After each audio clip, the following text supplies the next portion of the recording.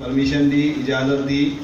मैं जनाब बशीर अहमद साहब का भी तहे दिल से शुक्रिया अदा करता हूँ कि उन्होंने हमारे शार्ट नोटिस पे, इसलिए कि पहले से कोई तयशुदा प्रोग्राम नहीं था, शार्ट नोटिस पे जो है बशीर अहमद साहब भी आज हमारे साथ हैं। मैं जनाब हलीम बाबर साहब का भी इस्तकबाल करता हूँ, शुक्रिया भी अदा करता हूँ कि वो भी हमारे साथ आज शामिल हैं। मैं जनाब अब्दुल क़य्यूम साहब चचा पालमुरी से भी जो है वो भी मेरी शॉर्ट नोटिस पर यहाँ मौजूद हैं। मैं उन सब का शुक्रिया भी अदा करता हूँ और इस्तकबाल करता हूँ।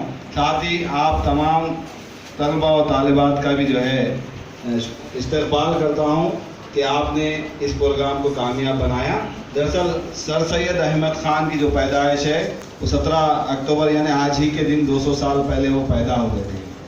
तो उमूमन दुनिया में बहुत से लोग पैदा होते हैं, मर जाते हैं, लेकिन वही लोग जिंदा रहते हैं जो किताबों में मौजूद होते हैं, जिनके ऐसे कुछ कारनामे होते हैं जिनसे बाद वाली दुनिया उनको याद रखती है।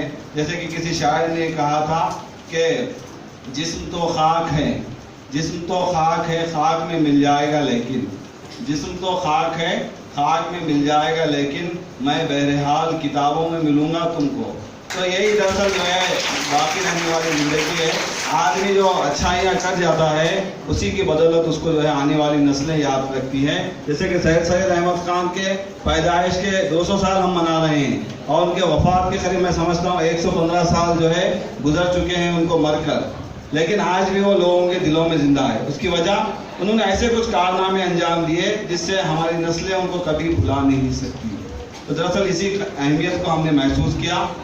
आज सर सैयद अहमद ख़ान की यौम पैदाइश पर सारी दुनिया में, न सिर्फ हिंदुस्तान इंडिया में बल्कि इंटरनेशनल लेवल पर सर सैयद का जो है बाई सेंटेनरी फंक्शन जो है सेलिब्रेशन मनाया जा रहा है।